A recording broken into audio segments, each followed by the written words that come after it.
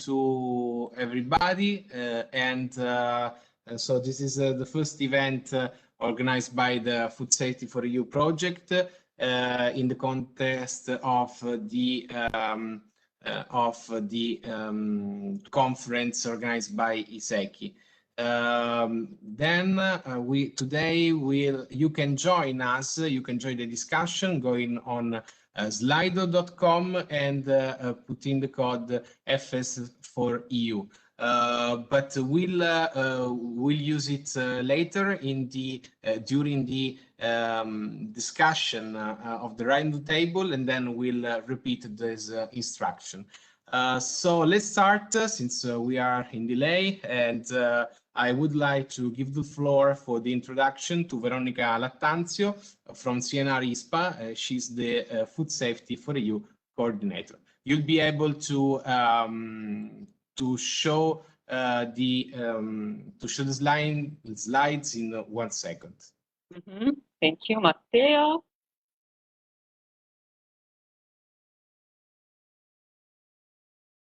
One second.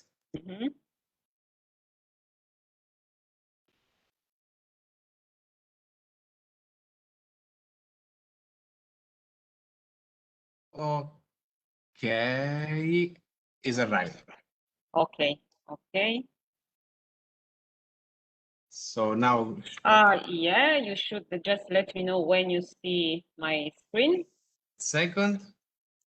Okay, now yes. Okay, so good morning, everybody. Good afternoon. Thank you for joining us. So this is, first of all, a warm welcome from also from my side. Today's workshop is intended as an interactive discussion on the impact of the new provision of the transparency regulation that call for an integrated framework for risk communication by EU food safety risk assessors and risk managers, either at the union and national level. So before starting the discussion and go deep into the discussion, let me just frame our conversation, our discussion today. In Europe, we have an evidence-based food safety framework that is based on the General Food Law, which is the cornerstone of the European regulatory framework that covers the entire agro-food sector, from farm to fork. And thanks to the solid set of legislation in place, the Europe is one of the highest food safety standards in the world. However, recent consumer concern on transparency of the process of safety assessment, and here in this slide you can see some examples, but on the other hand, also technological development and innovation have shown that there is a need to reflect on the European food safety system of the future. One of the steps of this reflection has been the fitness check of the General Food Law that was launched in 2014 to assess whether the General Food Law is fit for purpose for the entire food and feed sector, and whether it still captures and reflects policy trends of today. There were in the fitness check some critical issues identified, and among them, the lack of transparency, or at least the perception by the consumers that the risk assessment process was not transparent. And this led to the conclusion that probably the risk communication was not effective enough. So it is crucial that the European consumer have trust in the food safety system, but to achieve that, they need to deep understand and to have trust in the way the risk assessment process is performed.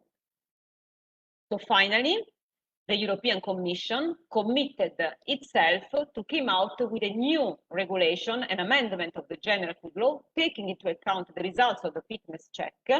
And now, from March this year, we have in place the new regulation on the transparency and sustainability of the European risk assessment in the food chain, which amends the European General Food Law. There are several provisions to be put in place that will drive the European risk assessment process towards a more transparent process, and among them, for instance, the access to key safety-related information by citizens and scientists already at early stage of the risk assessment process. And also some provision that aim to strengthen risk communication between Commission, EFSA, Member States, and public stakeholders this goal will be also achieved towards the setting up and put in place of the new general plan for risk communication. It's important to point out that the transparency regulation was the European Union response to a successful European citizen initiative, which was the Ban Glyphosate initiative. And it is the first legal act in the European Union to be adopted following a bottom-up approach from the European citizens themselves. So what about research and innovation? Now we have for the incoming years the Food 2030 framework, which is the European research and innovation framework policy for food and nutrition security. It is in line with and supports the goal of the European Green Deal, the Farm to Fork strategy specifically, and the bioeconomy strategy. The ambition of this policy is to achieve a resilient food system, which is future-proof, through the achievement of 4 key food and nutritional goals that will co-deliver benefit and impact nutrition, climate, circularity of resources, innovation, and empowerment of the community. There will be 10 pathways for action to achieve these goals, and among them, we have the food safety system of the future pathway. The challenge in this pathway is transforming the food safety safely towards increased sustainability. And this must also include the assessment of the new technologies and fulfill European citizen concern and expectation in terms of transparency and trust. So food safety and trust in the European food safety system will provide the foundation for a more sustainable food system. And the transparency regulation is an important step of this transformative journey. Many research and innovation action under Horizon Europe program will address this challenge, but they will build on the work ongoing project in Horizon 2020. And among them, the document also mentions coordination actions seeking the development of a research and innovation platform for collaboration and coordination across food safety stakeholders. And the document specifically mentioned that this action will be the project funded from the FNR 08-2020 topic supporting the food safety system of the future. So here we are. FoodSafety4EU was the only one project funded within this topic. It's a project that kicked off this year in January and has the goal to develop a platform of food safety system actors and activate a structured participatory process to make effective this cooperation, thus providing knowledge and digital tools as a service for European Commission and EFSA.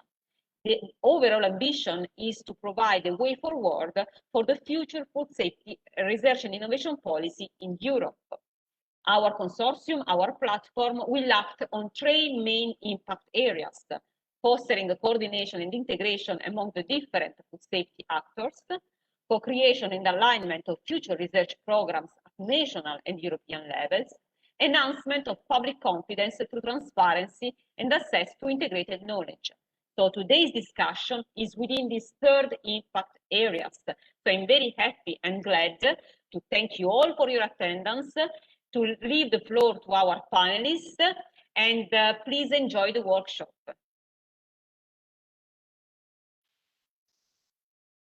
Okay, thank you, Veronica, for this nice introduction. We are pleased and honored to have international experts today talking about food safety and focusing on this 3rd area of the FoodSafety4EU project. So let me introduce our panelists today. They are Roy Arrington from EFSA, Beat Kelklitz from belonging to FoodSafety4EU External Advisory Board, Filipa Melo Vasconcelos from ASAI Portugal, the Food Safety Authority of Portugal, Rebecca Fernandez from Drink Europe, and Giulia Tarsitano from Eurocup. So we can thank you all again for being here and for feed our discussion today. So I will now introduce some questions for you, inviting you to share with us your opinion, idea regarding several main issues of the food safety, the transparency regulation. I will ask to Rory Arrington from EFSA, who is expert in communicating risk and food chain, the most relevant and impactful way to different audience. He's actively working with the EU and national partners to help to develop an integrated framework for coordinated communication of food safety. Thank you, Rory, for being here, of course. What impacts do you expect from the implementation of the new transparency regulation? Please, Roy, thank you. Thank you very much, Nancy, and thanks, Veronica, for the introduction, and it's a real pleasure to be here. I think for us, as Veronica clearly outlined, the transparency regulation is a game changer for EFSA.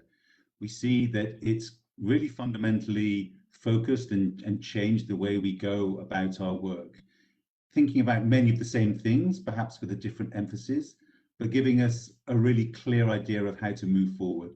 Now, I think we look at our work and our priorities through the lens of the transparency regulation. And the last year, we've been working very hard to see how we can already begin to adapt to what we see will be the implementation of that. So the first thing, for example, it talks about a general plan for risk communication. And this will be based, this is a plan that the Commission will put forward in the future by the end of 2023. And it's based on, or it will be based on, these objectives and principles which for the first time have been set out in the transparency regulation, these objectives and principles for risk communication. So they've been really some high level guidance has been codified there in the regulation. And so for us, what that will mean is that we'll be working towards helping them build this framework. The plan, I think, will be more, rather than a step-by-step process, it will be more like a framework. And the essence of the framework will be to build and implement a sense of coordinated communication across the EU. Because I think it was a case, or the refit of the general food law found that it wasn't necessarily what was being said, it was how it was being communicated in terms of being distributed and being understood. So I think that will be really, really important for us. And we're doing this in two ways. One is a top-down and one is a kind of a bottom-up. The top-down approach is working with the Commission to support them in trying to build this general plan for risk communication. And our job really as the risk communication experts is to provide them with the building blocks and thinking that will help them fashion this framework. We've already started this. We received a mandate. That's a sort of a grand EU word for a request to do some work about nearly a year and a half ago. And we delivered the first 4 building blocks of that in March and April. So that was about thinking about an outline of what risk communication, the guidance of principles and objectives could look like in a more operational way, a catalogue of communication tools, a mapping of coordination mechanisms, and also an engagement toolkit. So that's the top-down approach. And now we've delivered those we hope they will be very useful building blocks, and the Commission is considering those carefully, and I know we'll come back in due course with its reflections and perhaps with some more work. So that's the bottom, sort of the top-down approach. A bottom-up approach, which we're doing in the meantime, is to think of how we can embed more firmly an approach to coordinated communication in EU work. So we're working very, very hard with our member state partners, people like Filippo, who's here today, very, very valuable partners, in thinking how we can codify more coordinated communication in our work. We've always done it, thinking about once we produce materials, how we can work with our member state partners and others to spread the message in a coherent way. Now we're really, really thinking about it much harder and sort of trying to build that framework.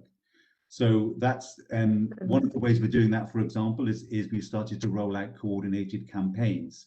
We've just done one on African swine fever last year in Southeastern Europe, which we're very pleased picked up the European Ombudsman Award yesterday for communication, but working with member states 9 member states to think about how we can communicate together on a message and on a particular issue. So that's where we are at the moment. We're on a journey. It started. We've made a good start, but we still know there's some way to go. And our message to everyone really is that we're here to support the Commission, and we're here to do whatever we can, and working very hard with our partners in member states to continue that. Thanks very much. Oh, thank you, Rory, for this input and this information you gave us regarding your plan to implement the transparency regulation. And there's a big journey, so we have a lot of things to do together. Yes. So, yeah, now I will ask the same question to Beat Keklit. This is our member of the FoodSafety4EU advisory board. She has been formerly director for food policies, science, and R&D in Food Rank Europe, responsible for the support of the European technology platform Food for Life, and she's especially interested in food safety and science-related questions of importance for the food industry. So, Beat, please, what impacts do you expect from the implementation of this new transparency regulation? Thank you very much, and thank you very much for organizing this panel and as the first event for this EU project. Let me first start. I'm a little while in this subject already. What I felt with the general food law, the issue with risk communication has always been, we have heard from EFSA, but we haven't heard from the Commission. And as an ordinary citizen, and I'm now an ordinary citizen, I want to hear the risk assessment, but I also would like to get a feeling what is being done about it. And it is obvious when you have a risk assessment, you cannot immediately have a risk management decision. That is impossible. But to get a feeling, that is important for citizens and will build trust, because it remains an risk assessment is a scientific language. Also, I have to say that EFSA has done over the years many efforts to communicate in a way that also ordinary people understand it. But the question is, how do you reach ordinary people? And as such, the integrated approach of the new transparency regulation, that is the real new quality. If we manage to have risk managers, and here the second challenge is you have national risk managers and you have European risk managers, but the assessment comes from a European assessor. So how is this then actually communicated at national level? So I think that is the challenge. And here I'm really looking forward. For me, that is a challenge, but it's also a token for the future. And what is important, that ordinary citizens have access to this information, and not only the people who know sowieso what it is about. So that is a little bit my first thought on this. So, thank you, Beat, for this is another very important aspect that we are trying to. This is also the challenge, one of the challenges of the FoodSafety4EU project, in which also Filipa Meso Vasconcelos from ASAE, from Portugal, is partner. So we are also glad to have you today. Just a few words to introduce you, Filipa. She's Deputy General Inspector of ASAE, Economic and Food Safety Authority of Portugal, since 2015. She's continuously on the front of the risk assessment topics, risk communication and risk perception. Also member of the EFSA Focal Point Advisory Forum, and CEN, the Communication Expert Network Alternative Member. So, Filipa, we have the same question for you, just to also to know your point of view. Thank you. Thank you very much, Nunzia. First of all, it's a great pleasure to be here and to see our FoodSafety4EU project taking the first steps on the first webinar. And it's a great pleasure for me to be here with all my colleagues from the panel. And Veronica, with a great presentation in the background at the beginning of this webinar, facilitates too much our task. I think that it's very important. As you know, my thoughts go to data, trust, confidence. It's very important. And the new transparency regulation, we know that is based on 4 key elements: the transparency and confidentiality, the scientific value, the engagement and risk communication in support of the science process, and of course, the last but not the least, the new model of governance that will bring for the management board of EFSA all the relevant parties with Commission, Parliament, industry, consumers, and the member states. The member states were in the past very far from the heart of the management board. And now we have in the future a new model of governance with the different methodologies based on the new decision making on confidentiality, for proactive disclosure, reactive transparency under public access to documents, and based on technologies and services, as this project wants to create a great and enormous platform, we will shifting the registry of studies and data life cycle workflow for applications, and will allow access to data from so different perspectives, from official control, from industry, from science. Okay, so the future of the data is shifting paradigms, and we will change centralized data to share data, collect data to connect data. We will change, and the shifting of, it's not important the true, but it's important the trust. Of course that it's important the true, but much more important the trust. We will shift the own property of data to open data, and the small to big. We will have human process of data to intelligence, artificial intelligence, machine learning. Well, it's a huge different, that's will be the impacts of this regulation.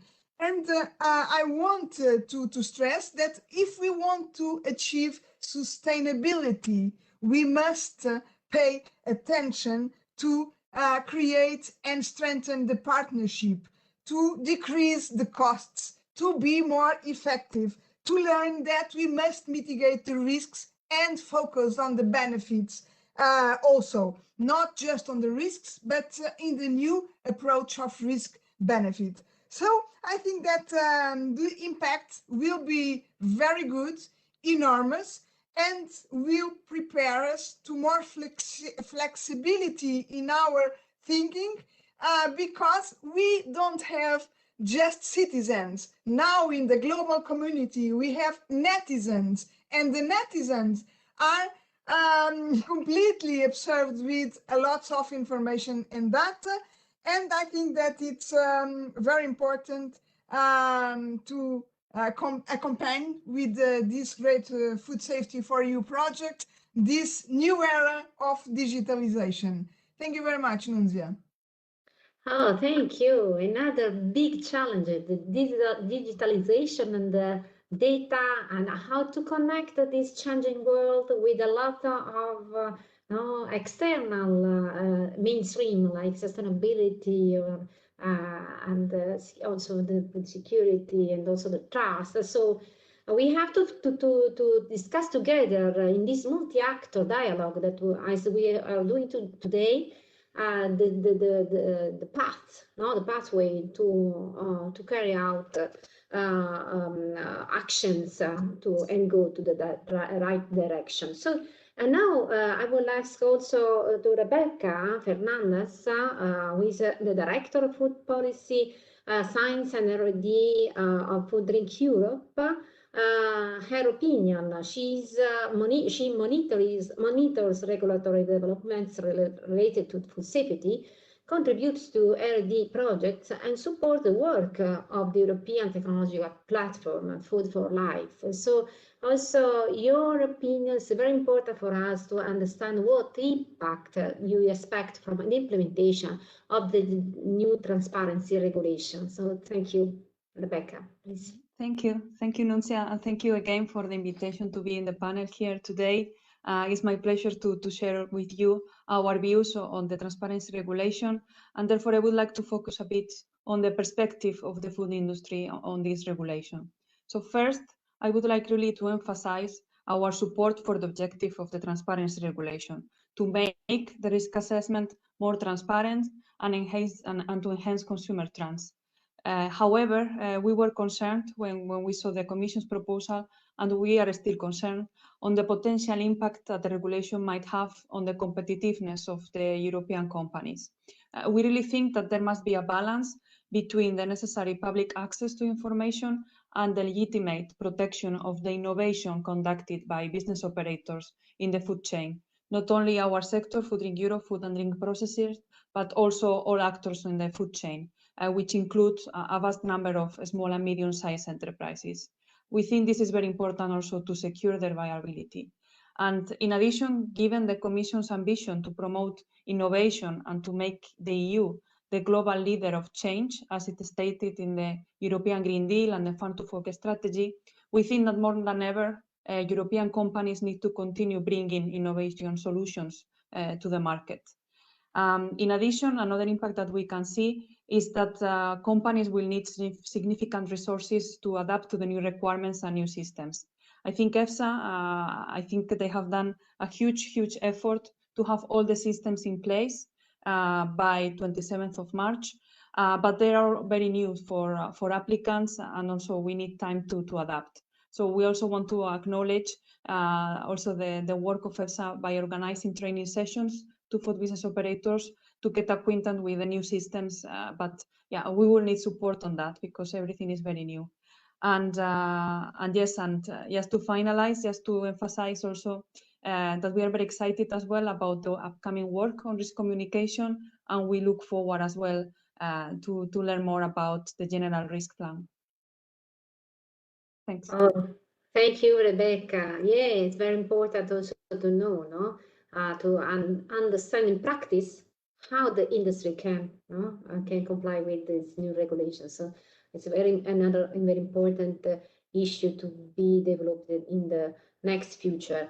And now we would like to also hear the voice of Eurocup from Giulia Tarsitano. Thank you, Giulia, for being with us. She's a food policy manager at Eurocup, the European Association of Consumer Cooperatives.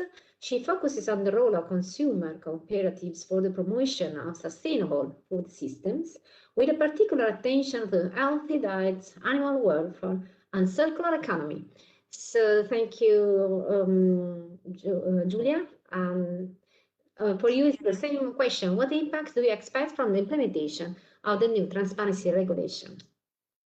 Thank you, Nunzia, and to Veronica and Matteo for organizing and having me on this panel with a lot of very enthusiastic, also I can see experts. It was very nice to hear from them. I'll try to add something that could be a bit more from the consumer perspective, but also the retailer's perspective. We mentioned about, for example, national food safety authorities. Then, to reply to your question, I think this general plan it's indeed very important. I think we know the member states' food safety legal frameworks are very extensive, and public authorities are a little bit stretched and can be difficult to fulfill their broad spectrum of responsibilities. So this was also highlighted by the EU Court of Auditors some time ago. So obviously, if we were able to put in place procedures and protocols on risk communication that could support efficiency in this field, and in turn also in other sectors that public authorities have to manage, then I think this will have a major impact also on consumer perception around food safety in general. So obviously, I'm thinking that could facilitate some can release, let's say, the burden and allocate more resources, for example, for official checks. So in particular, I think from our perspective, that could be an opportunity for this general plan to specify, for example, how actors at each step of the food chain can contribute to effective risk communication and in turn contribute to the work of public authorities. So obviously, as Eurocup, as consumer cooperatives active in food retailing, I'm thinking if some specific risk communication training could be foreseen, for example, could be provided to people working in this sector in order to, develop then the necessary skills to talk to consumers. So I think indeed there are as I mentioned in my statement, there are concepts that are key to appreciate the difference between risk assessment and risk management considerations. And these concepts are, though, say, poorly understood by a lot of consumers, in general, people that are not experts. And so I think we should look for action to foster education on these aspects in particular. Consumers should be being able to understand why, for example, risk managers opt for a legal limit rather than a ban. So basic, and to get back to my mention of terminology, yes, terminology literacy is important, and I think coherence in the use of terminology is not necessary. So as I said, hazard and risk are the two terms that can be very ambiguous, especially because maybe we have a clear distinction in English. I'm not sure whether it would be the same in all other EU languages. And these terms are used interchangeably, not just by the general public, but sometimes even by experts. So some coherence there could be very powerful. So to conclude, I think we all know that consumer level of understanding of the risk analysis, and that's also why we're here, can be very, very difficult. I think we need to create also opportunities to spread positive messages, because not necessarily everyone has a sense of how extensively food safety is regulated at the EU, and how this system is really offering us some increased guarantees, in particular with respect to regimes in other countries.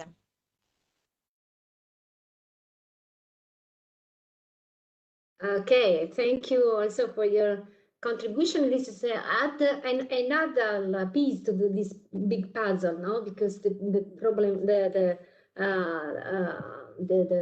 topic is and the challenges are very complex. Thank you all for this, for your opinion, for sharing your opinion with us for this first question. And I would like now to know, Matteo, if is there some question from Slido? Yes.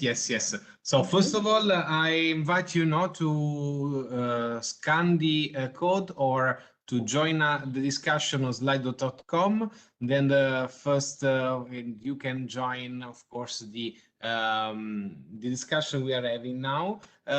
So we have two questions. The first one is, shall this new regulation be changed in the next few years? I don't know, maybe if Rory would like to reply on this. Yeah, happy to, Matteo. Yeah, and it's a good question. The regulation was, if you like, passed back in September, October 2019, and came into application in March this year. So as far as we know, this is the law that we'll be working with for the coming years. The General Food Law was in place as in its old form for 13 years. So I think we can perhaps think that there will be a similar shelf life for this. What will happen as it's implemented is that things will develop. So maybe I wouldn't say change, but it will evolve and it will develop so that there are more details. And of course, I think that's what we're working hard with the Commission to try to help them come up with if you like the details. And I know that from the other panelists, I think a lot of people are watching very closely and waiting for those to come out. So we will have to wait, but obviously it will evolve and become more detailed, I think, in the next couple of years. Thank you. Thank you. Then I see that in the chat, Philippa stressed the clarity, that was written from our participant. So it's one in order to not generate confusions. And then there is another question: what are the most important terms on which it is necessary to stress? I think it refers to the topics addressed by the transparency regulation. I don't know if there is someone that would like to reply to this. I can maybe. Yes, so please try to speak closer to the microphone. See, I just need to move it, but I didn't want that to be. So in terms of terminology, again, I guess, for example, is in my opinion, is quite important also, to okay, we should have jargon-free languages, but some concepts are very important and should be explained. And I'm thinking about, for example, also absolute risk and relative risk, and for example, correlation and causation.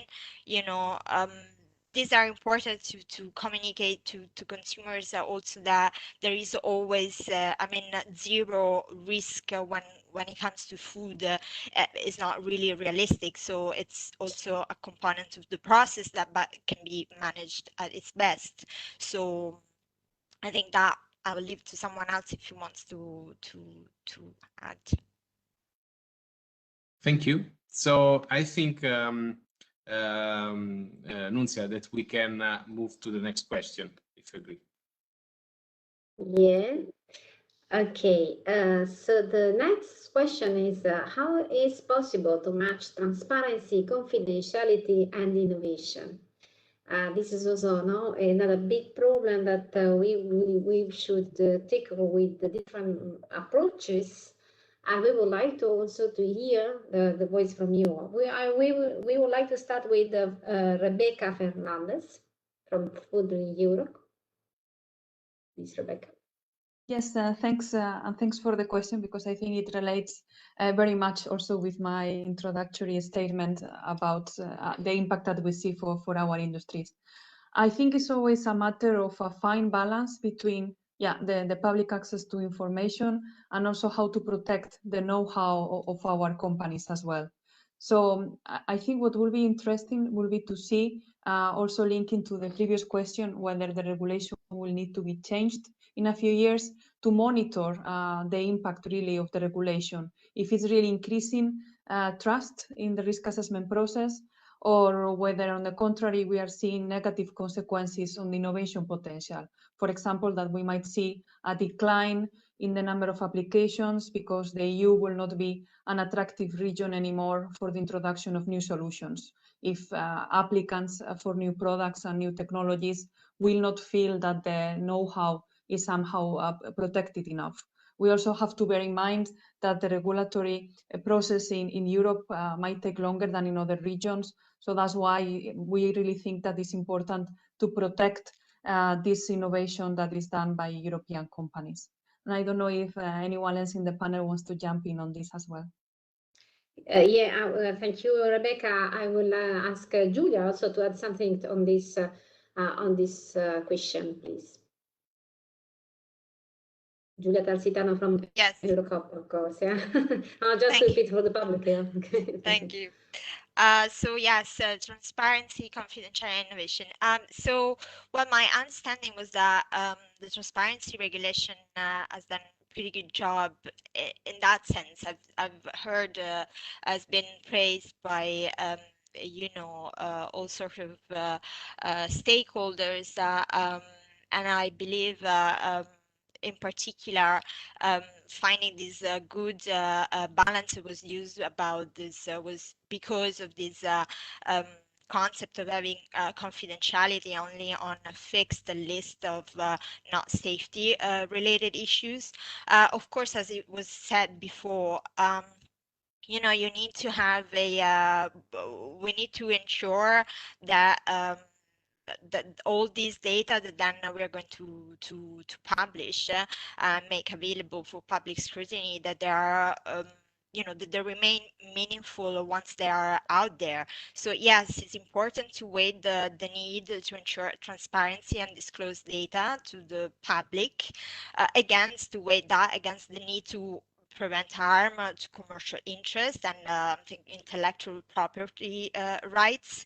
So okay, from my consumer perspective, it's obvious for me to say that it also depends on whether this commercially sensitive information or potentially commercially sensitive information have a even greater relevance to public interest because of maybe human or environmental safety concerns. So then, I mean, to get to innovation and commercial interest, so we know they are deeply interlinked. You know, no doubt innovation is something that we want to pursue, that we want to foster, but then we also should remember and consider that as a means to achieve what is then benefits for citizens, for consumers, and society as a whole. In that sense, you know, it's important to maintain a risk-based approach and prioritize consumer societal needs. And in this for this that I think, you know, having the precautionary principle as a guiding principle, it's very important. Then last word on innovation, again, we should reflect on what type of innovation we also are you know, looking for, because we have seen with many of our members that the phasing out of certain substances because the absence of harmful effect couldn't be excluded, then these puts internal pressure on suppliers to remove these substances and has helped stimulate innovation and advance in research, which is something that triggers, yes, technological innovation, but also social innovation. Oh, thank you, Julia,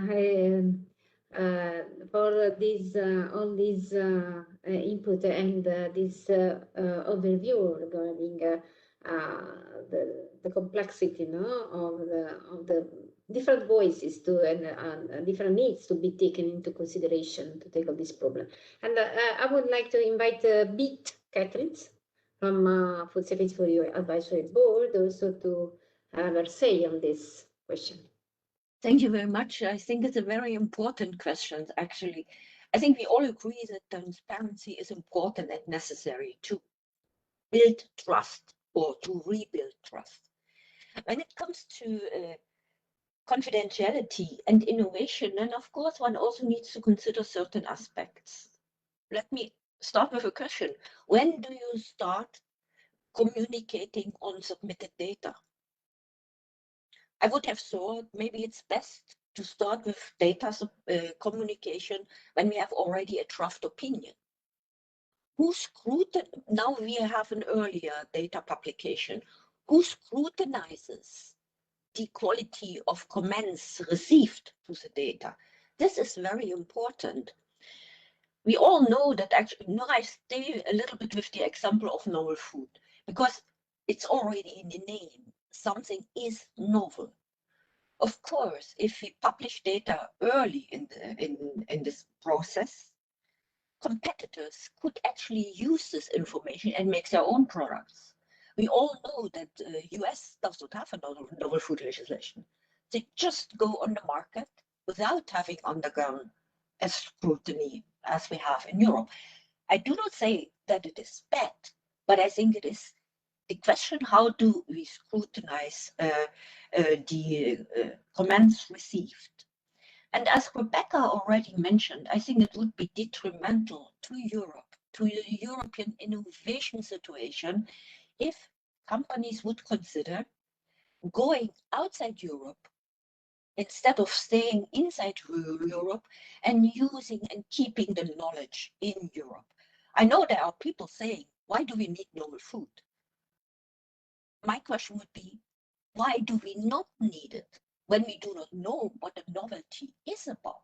So it's just out of my heart that I find it is important to find the right balance. And as Roy already mentioned, each legislation has a shelf life. It will be important to see how the new rules work and which impact these new rules will have.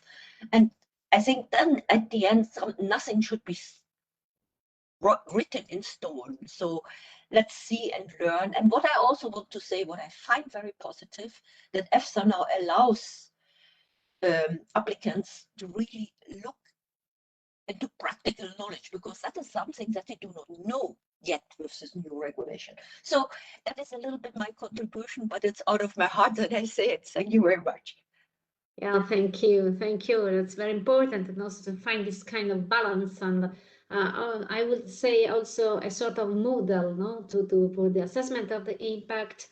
And I think that also Philippa can add something to to complete the overview on this question. Thank you, Nunzia.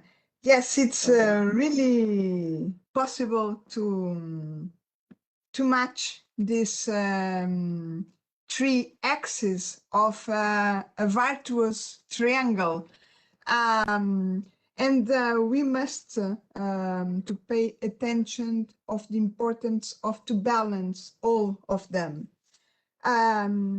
We have the transparency has a process that has an evolution, and now someone already tells that now transparency, it's a ticket to buy to play the game.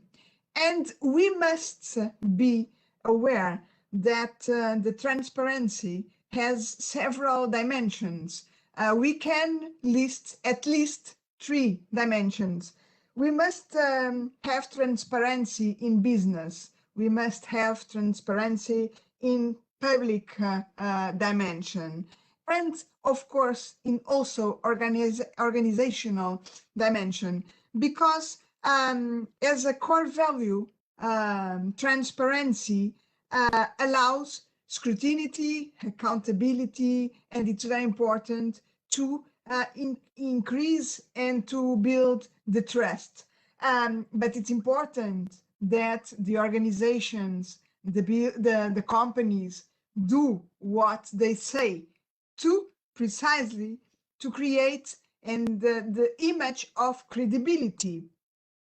And of course, that trust and transparency goes hand in hand. And when people feel trust in their partners, in their collaborators, in their bosses in the organizations, they will be, they feel empowered to be trustable also. And I think that the good result appears. And in this virtuous triangle, we must put the innovation and the competitiveness in the same axis to accommodate the innovative solutions that we have. But to have innovative solutions, we must have the awareness that they must be feasible for both situations, for the small companies and to the big companies with different kinds of resources. And it's the same for the competent authorities from the huge countries or from the small countries, with crisis inside the country or without crisis. We must have a balance between all of these, but it's very important indeed. Oh, thank you, Filippa. Very interesting, to consider an inclusive approach, for the different from different countries, different level of interest, different voices, different dimensions, also targets of people who are interested in this issue. And now I would ask Rory Arrington from EFSA to give us a sort of conclusion on this on the discussion on this topic, on this question of it's possible to match transparency, confidential, and innovation. I would say also that in the slide that someone said give us some input regarding the technology solutions or approach methodologies and so on. Thank you. Thank you. Thank you, Nunzia. Yeah, I hear much of what other panelists have said and agree. I think it's about finding the balance.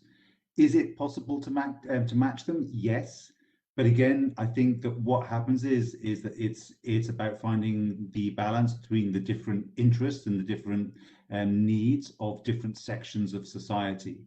We're a scientific organization, and two things are in our DNA, which is data and sharing data. So obviously science is really predicated on that. So for us, transparency is absolutely key. We see that with it being openness and the ability to be scrutinized and to be accountable is absolutely one of the most important things for the credibility of any organization and any system.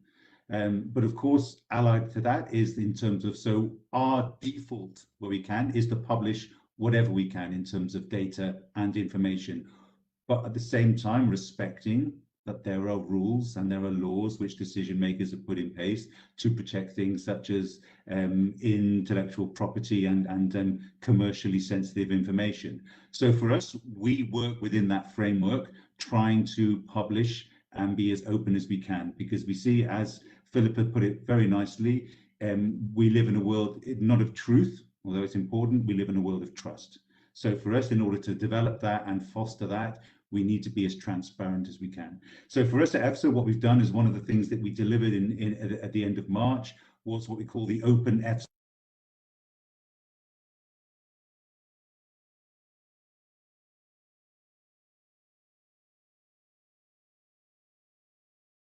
Rory, you are on mute. Rory. Sorry, apologies. Thank you. So I don't know where I was saying that, of course, it's very important. I said for us, it's part of our DNA. In March, we unveiled a new platform called Open EFSA, where you can find really pretty much every aspect of our work, of the risk assessment, from the reception of the request through all the data that we receive, the dossiers, the minutes of the meeting. So for us, it's about fostering trust and through transparency, whilst as I said, respecting the rules that decision makers have sought to implement with regards to protecting of commercially sensitive information. And I think it's always a question of what society wants, because scientific openness versus commercial rigor in terms of protection, both those things are valid. We just need to work together to find the correct balance. Thank you. Thank you. Thank you, Rory. Yeah, this is what the society wants. It's very important. It's also a driver for so, but also so we have to act at a different level from institutions, authorities, those voices of the different needs. Matteo, would you like to also comment some question from Slido, please? Yes. So there are, participants identify some way to match transparency, confidentiality, and innovation. So the competence to GDPR by respecting anti-regulation and through blockchain technologies. And then there is also the need of KPIs, and there's also a question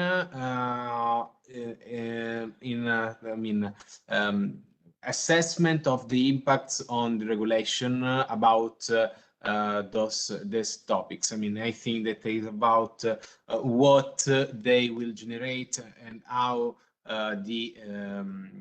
they will impact on the regulation, and because it is perceived as a way to adapt the regulation. I don't know if someone of our panelists would comment the input arrived. In the meantime, I posted in the chat of Facebook the platform mentioned by Rory, OpenEFSA. And there is also a comment from Filippa that digitization New Era allows new paths on shared data, reporting different levels of access, connected data in a trust way. Otherwise, we can move on. Yeah, just according to our information, we cannot, we don't have enough information regarding the next preliminary assessment or planning on assessment of the impacts. So we'll wait for official documents and provide information also on our website of FoodSafety4EU, in which we'll share the updates regarding the new insights from European Commission on food safety, of course. So please stay tuned with go on our website for more information in the future. So I would say now that we can move to the other question, that is the last one, and that is related also to this public understanding. How it is possible to foster this public understanding of the risk analysis processes? This is a question that affects our daily life, because we all are also consumers and citizens. So we should try to be more acquainted with how the risk analysis process work. So I will ask Giulia Tarsitano to start discussing on this, answering to this question. Thank you, Giulia. Yes, so as I said, maybe on this, I think we shouldn't necessarily aim for a full understanding of every step. The microphone, sorry, Julian, we cannot hear you well. Thank you. Okay, is it because it's too far, too close, too? Okay. It's okay like this? Yeah, thank you. Okay. So yeah, so I was saying maybe not necessarily a full understanding of every step in the risk analysis, but as you said, like more rather kind of awareness of the existence of a reliable process where every element is then, as we said, weighted against the also best public interest. So I guess it's pretty obvious to say that if we want to communicate something so complex, we actually need to do it by using a basic information. They are simple, but they are also accurate, and they can be conveyed, I guess, by using as much as possible friendly graphics, because we know that the presentation is also very important for the understanding. I think also the national authorities, they have a role that should be probably more visible, and their website should be one of the main sources to then contain and provide this information in a friendly format. And I think this is important also because the national authority will have information in the national language. So obviously, consumer, if we want them to understand better, we shouldn't overwhelm them but rather give them a very limited list of selected trusted sources where they can turn in case of doubt, so they can get more information. I mean, this is not me saying, but it's everywhere. We know that audience, we have different audience. Younger people easily access the internet, and they prefer that. while elderly people, especially in some EU countries, rely mostly on TV programs and news. So for sure, as many studies have looked into that, a good strategy, a good communication strategy has to be tailored on each, in this case, EU member states, and taking into consideration not just the demography, but rather the really the inherent cultural specificity. So we touched before, I mentioned before about this really need to kind of explain certain key terms.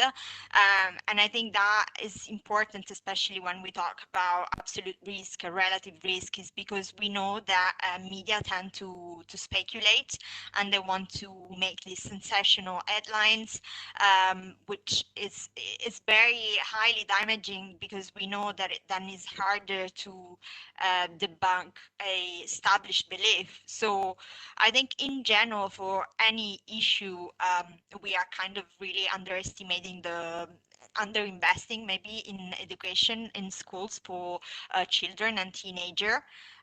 And I think could be important to start communicating something, a certain key concept at that early age. In general, I think consumers don't understand that the scientific process is a process, and that implies a certain level of evolution, but rather they perceive it as the statement of the facts. So we should also make people understand that this could generate some, false expectations, and that it's normal that we have new information, and that our also the risk management can change in that sense. Oh, yes, thank you, Julia, for your nice overview regarding the consumer perception and also behavior in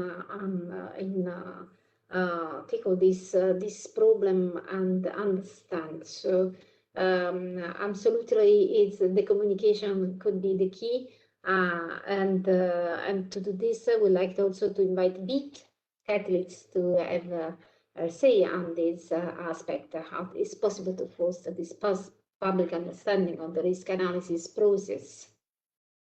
Thank you very much. Thank you very much for this question. I actually do believe that ordinary citizen consumers would not understand what risk analysis stands for. That is, in my opinion, a very important point. When we look at risk assessment, risk management, then we see that actually the risk communication links it all together. And there we are back to our original project content. Actually, what I would wish that people really understand, that the communication should be that link to make people understand what we are talking about. People of different knowledge. A scientist knows much more, but also scientists are not necessarily familiar with all topics, but they might talk. Who then rectifies information which is maybe a little bit beside, but not the one that EFSA wanted to communicate, or the member states or the Commission wanted to communicate. My wish would be that the project works so well that at the end you create the tool, you go on Google, and this is the first link you see when you want to know something about risk analysis. But risk analysis is, of course, something very abstract. What is important is that we go into the content and that we link risk assessment, risk management with good communication, so that everybody can understand why certain decisions, opinions have been created, decisions have been taken. And that is my real wish for the project. And therefore, I am also happy to join this project as an advisor, because I have big expectations and have big hopes, and I wish us all success. Thank you. Thank you, Beat. We are trying to do our best to catch all the input and insight from this multi-actor platform that we are going to build And because it's very interesting to understand different point of views and start really creating some useful contributions and solutions to contribute to solve this problem of the understanding of the to reduce the distance between the risk perception, the scientific terminology for the normal people, and to help help also the consumers and citizens, but also the companies, the industries, to understand better this process. And at this point, I would ask Filippa Melo, Vice Chancellor from ASAI, from Portugal, from Food Safety Authority. What is your point of view? What from your perspective as at institutional level in a country, how to foster this public understanding of the risk analysis process? Thank you. Thank you, Nunzia, for the question. I really appreciate what BIT has told us, because it's very important to explain what the risk analysis process means. And I think that it's very important to target communication process and include social science in communication, precisely to mitigate the difference between, as several panelists already focused, the difference between hazard and risk. And if the people don't understand what we want to achieve and what we want to communicate, they don't feel engaged to participate. And we need to have participatory and open dialogue with all the relevant partners. It's very important because we must to promote the integration of risk perception. It's a very important dimension on this fostering process to become more understandable for which is the risk analysis process. The public composition shifts over time and between the different issues. So we must, has already been said, we must communicate with non-technical words, with not technical language and process and the methodologies to achieve the public. And I would like to mention that this concern was already present on the General Food Law established at 20 years ago. And now in the new transparency regulation, it's incredibly reinforced this importance to achieve to the public. And that's why this new regulation claims for all the member states, the EFSA, the Commission, to work together to empower Commission to establish the general risk plan for risk communication. And it's very important, but we must tailor this plan according the audience, because we have any communication, any given communication may vary based on a multiple factors and with a different dimensions, combinations of partners, stakeholders, motivations, interests. So I think that it's possible to foster public awareness of the importance of risk analysis process, but we must to do our part. We must to keep it simple, to come back to the basic, to say and talk with clarity. We must to do what we say to ensure credibility and trust. And if we achieve trust, we will engage people, we will create two-way dimension of the communication process, and I think it will be easier, certainly. And of course, I'm very confident that this great project has FoodSafety4EU, has a great multi-stakeholder approach in this platform, will help to achieve this faster. You are mute, Nunzia. Yeah, sorry. Thank you, Filippa. Yes, this is an overview, a holistic approach that we have to take to consider the different needs and also different way of communication. So you said keep it simple. Yes, this is what we need. And I would ask us to Rebecca Fernandez, how to keep it simple for the industry, food industry in Europe, how it's possible to foster the public understanding of this risk analysis process, probably in this case better for the industry and the small and medium enterprises that are a lot of enterprises in Europe too in the food sector. I think that, as Beate was explaining in her introductory remarks as well, it's important to consider the three aspects of the risk analysis: risk assessment, but also risk management, how risk communication links all of them. I think one of the aspects of food safety risk communication is really to provide information that enables us all to make informed decisions. And in some cases, I think it's also important to communicate about both risks and benefits associated with particular food choices, for example. This is also was mentioned by Filippa before, but I think it's important also if you consider, for example, for consumers, how you can explain that the benefits of a diet might outweigh certain risks, or when a food that is risky for some consumers may be beneficial to others. So I think it's this component of risk versus benefit on top of what Julia was mentioning of hazard and risk, and also the basics between risk assessment, risk management, and how they are linked, that can help.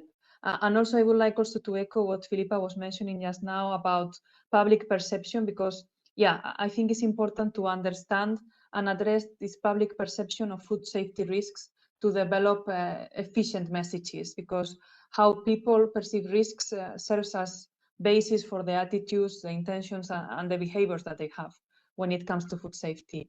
And just to finalize that, I think hearing the other experts that are part of this panel, I think we are all well aligned to believe that good risk communication and informative risk messaging may not always increase certainty and trust, but inadequate messages and inadequate communication and purely developed messages will for sure harm both trust and certainty. So yeah, no pressure for the project, but I also have big expectations and wish us all success to really find a way to communicate better on food safety. Thank you, Rebecca. Yeah, we are organized, as you know, also this a structured participatory process to discuss this, of course. And at the end of this round, I would like to ask Rory Harrington from EFSA his opinion on this comment on this question. How is it possible to foster public understanding of the risk analysis process? Yeah, happy to answer. Yeah, thank you to my fellow panelists, because when I was making my notes for answering this question, I thought I could have spoken for an hour. But luckily, most of the points that I wanted to cover have already been covered, so that's wonderful. So well done. For us, I think we've done lots of research, and we realised this gap exists. I mean, for example, in our last Eurobarometer, we found that only 19% of Europeans realised that there was a food safety authority that uses science, that even exists and uses science to think about food safety. So that's a kind of a sobering stat for us. What we've also found is that scientists can sometimes dismiss the knowledge gaps of consumers, which we think is a huge risk. I think it's, even if it's a case of that people don't understand what a certain aspect of risk analysis or risk communication or risk management is, it's important to address it in order to address risk perceptions, as Philippa said. So for us, understanding what citizens think has become a greater focus of our work. So we're putting a much greater emphasis on social science and social research to understand where perceptions exist, what they are, who has them, so that we can then target communication to meet those. So again, it's really pulling together a lot of the strands that other panelists have said, but for us, it's about finding a way to actually address those issues in a very efficient way. And so that for us is really, really, really key. So social science, reaching out to citizens and doing targeted communication, again, using things, very simple things like in terms of finding where people go to find information, social media, what tools they use, how they receive information. All of those practical things are very, very important.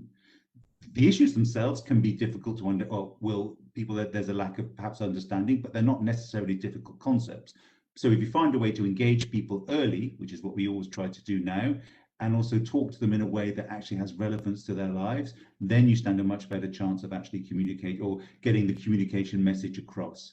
Because a lot of it's not rocket science. A lot of it is just in a world where there's so much information, it's about trying to make the information relevant, easy to access, and easy to understand.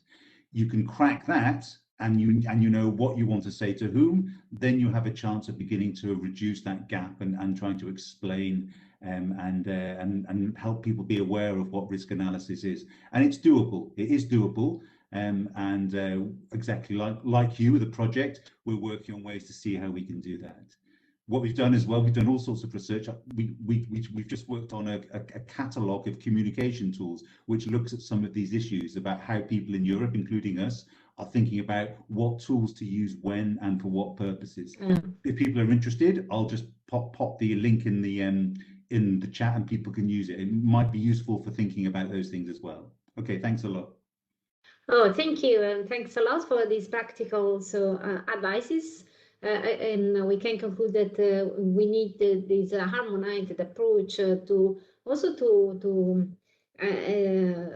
organize and also to deliver a sort of standardized communication. And thank you for sharing the catalog of communication tools that has been prepared by EFSA, and probably we can also share it on our website. In order to spread and also allow people to use this tool. And yes, of course, the priority is the communication and also the relevance of the messages to be delivered to the common people. So Matteo, would you like also to comment this input from the slide? Yes, quickly, because we are a little bit in delay. We have some 5 minutes of delay. First step is understanding risk perception is something in which EFSA is focusing, as Rory said. There is some inputs on the fact that there are no clear terms for the society, and but this was also said by more or less by other speakers, the need to communicate well and to explain well to consumers the risk communication. And here the audience say using social media, a web platform or infographics. There is also a question about label. What do you think? Do you think that it's possible to explain the food processing through labels? Maybe here I would ask to the retailers representative, I don't know, or to the industry. So maybe Eurocup or Food and Drink Europe. Yeah, I can take this one. If I understand correctly, is if the risk analysis process could be explained in the label of food products.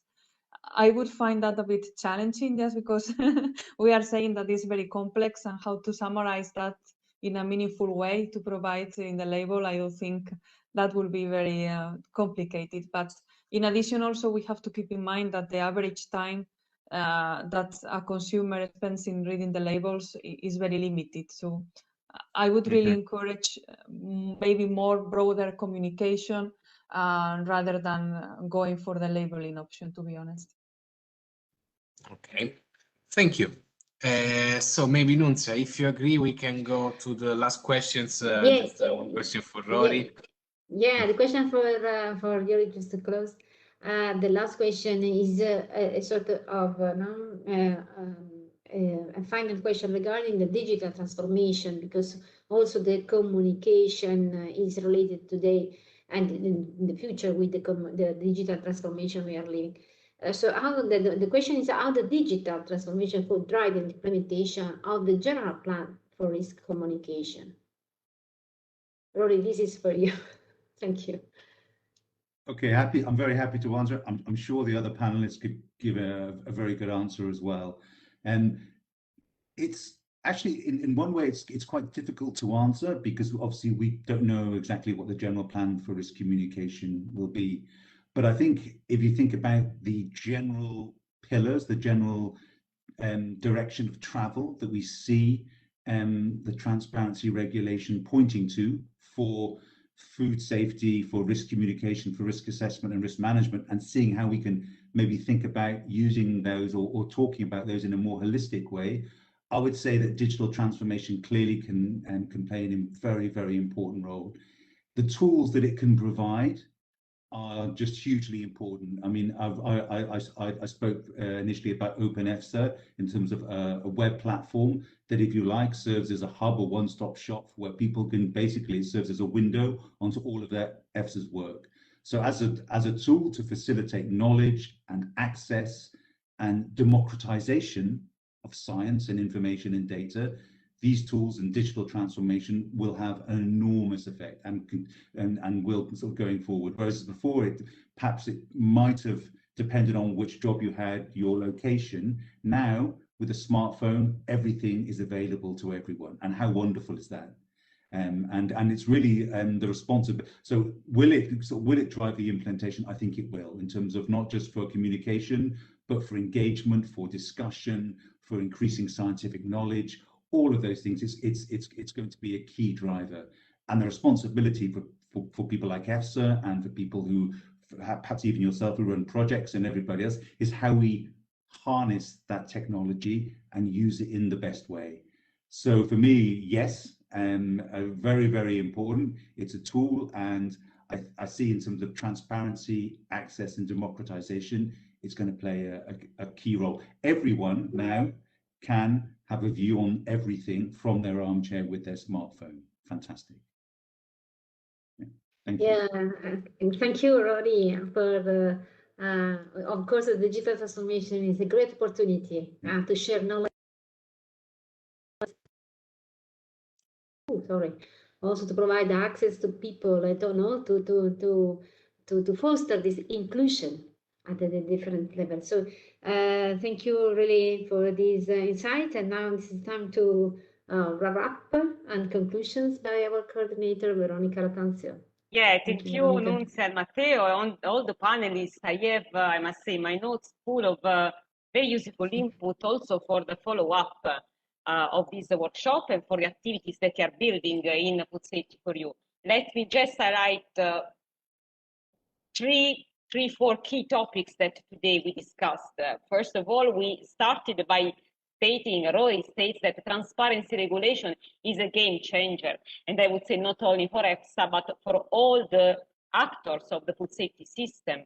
And this because, as highlighted by some other panelists, thanks to the transparency regulation and the general plan for risk communication, all food safety system actors will have the chance to better understand what will be their personal contribution to the overall risk communication and fostering the public understanding of the risk, in general, of the risk analysis process. Also, it was highlighted today that the basis to improve risk communication is to let citizens or ordinary people, as a bit call them, to understand how and why certain decisions are taken. So it's not just a matter of explaining the scientific process, which is at the basis, but really to let them to go deep into how and why the decisions were taken, and this will build for sure trust in our also risk managers. And I must say there were two important issues that probably in FoodSafety4EU were not on the top of the priorities, but a very good input for moving on. First of all, the precautionary principle, which is a guiding principle of the general food law, but can cause also some concern in industries, for instance. It was highlighted today also that is still that it is, to my understanding, a trust by the companies in the provision of the transparency regulation, but there is still some concern about how this will affect the competitiveness of the European companies.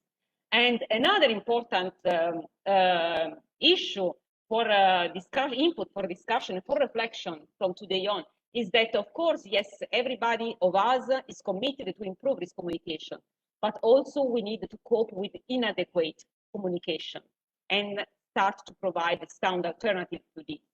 So finally, as Rory highlighted the importance of digital transformation and how this will affect, in fact, the implementation of general plan for risk communication, we start understanding, and we all highlighted that we are in an area, in a digital area, where everything is available for everyone.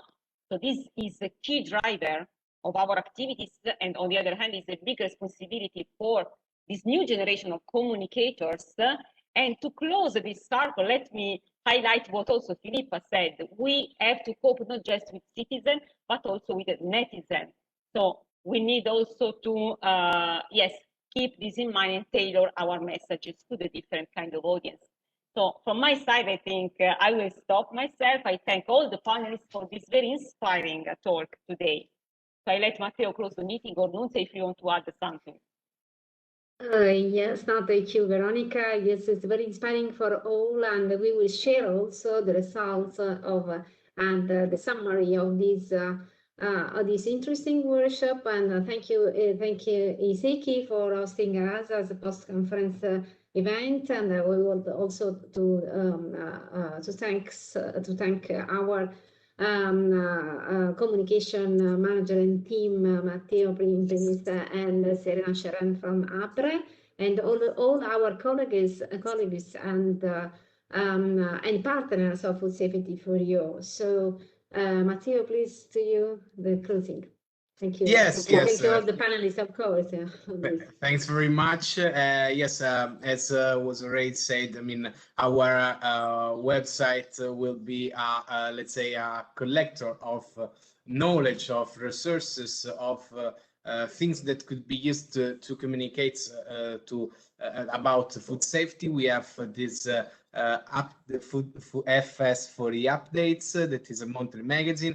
Then we are trying to providing the terminology, the meaning of some specific terms used in food safety and so on. So we are active on Twitter, Facebook, LinkedIn, and Instagram, and we ask you to follow and to stay in touch with us. And yes, next week you'll see the article on this event and also the recording. So thanks to all, thanks to Veronica, Nunzia, and all the panelists, and see you in the next event. Yeah, thank you all. Just just last messages. We are carrying on the surveys for consumers and for industry. So please help us and support us in sharing these surveys, because it's very difficult to collect voices and feedback from consumers and from citizens and from industries. So we know that the time is a critical point for all of us, but we should just to change the paradigm, we should make our final effort to collect the voices and the feedback inputs from the society. So thank you for your cooperation also for this. Thank you. So have a nice weekend. Thank you, everybody. Thank you. Bye. Bye Thank you. bye. Thank you. Bye. Bye-bye. Thank you. Bye.